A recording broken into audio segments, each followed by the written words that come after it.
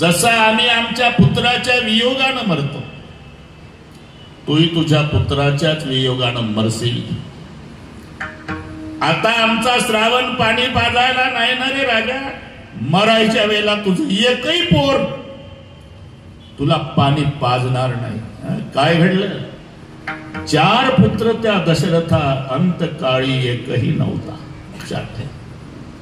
रात्री 12 वाजता प्राण गेला. पाणी सुमंत प्रधान पाजतोय. देवाच्या बापाला 2 मुलं मामाच्या घरी, 2 वनवासात. रात्री 12चं मरण. आणि मग मरताना दशरथ राजाचे उद्गार आहे. उभे राहिले पागल झाल्याप्रमाणे. विचारलं, सुमंत जी, सामने वाले दीवाल पर क्या? दीवाल है सरकार.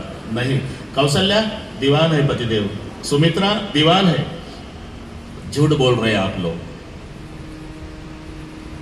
ते पहा, समोरच्या भिंतीवर पहा, चिता पेटली. दशरथ राजा मरताना सांगतो सुमंताला, ते पहा चिता पेटली. त्या चितेत 3 जण पेटत आहे. श्रावण त्याचे आंधळे मायबाप. ते पहा सुमंता. आणि ते पेटणारे आंधळे चितेतून माझ्याकडे पाहून हसतात. हसून म्हणतात, राजा, आम्ही आमच्या पुत्राच्या वियोगानं मरतो, तू तुझ्या पुत्राच्याच वियोगानं मरशील.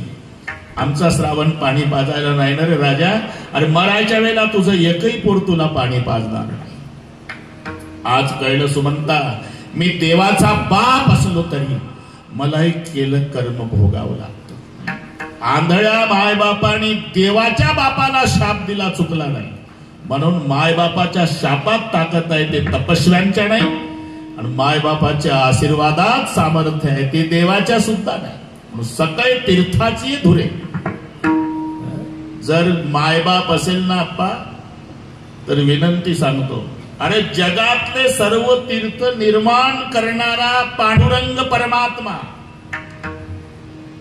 पण 2024 साल आलं तरी पुंडलिकासाठी अजूनही तिष्ठत.